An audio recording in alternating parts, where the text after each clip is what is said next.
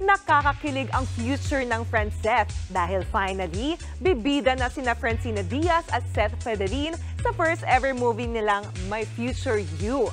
Yan at iba pang chikan sa report ni MJ Marfori. How do you feel about Hollywood? Oh, man. Magdiwang Franceth fans! For the first time, magkakaroon na ng sariling pelikula sina Francine Diaz at Seth Federin.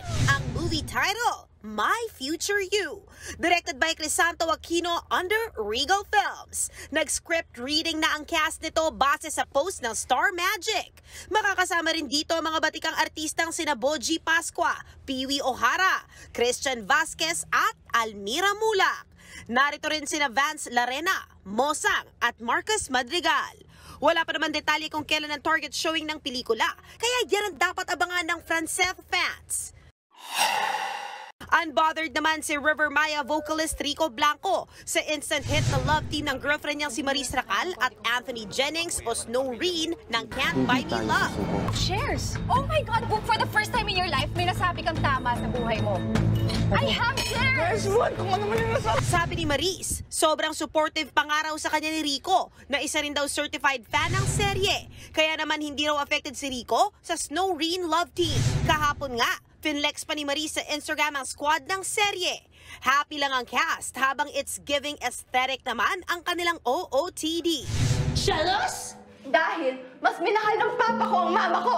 Speaking of Can't Buy Me Love, trending ngayon ang video na ito ng mga bagets na ginayang ilang eksena sa serye. Do not disrespect the dead. Nalalag niyo si Carlo pero sinasabi ko lang ka pagkamatay ng nanay mo. Pagkamatay na ako ang karapatan, bastusin ang mama ko. Wala ka pa sa kaligkingan niya. You are not in your right state of mind para pagbintangan si Carlo.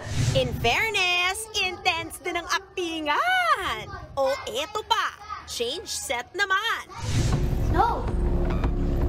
You're not going to walk away from this. Never again.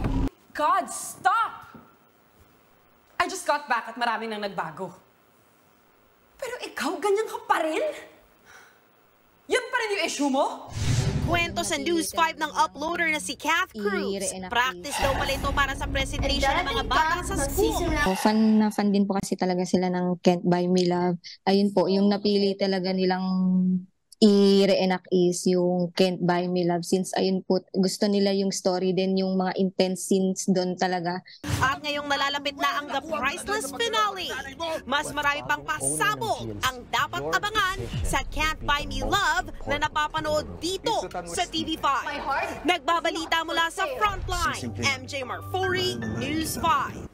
Mga kapatid, Jania Lipon po, laging maging updated sa latest sa entertainment and lifestyle para maging una sa balitaan. Bisitahin at mag-subscribe na sa social media pages ng News 5.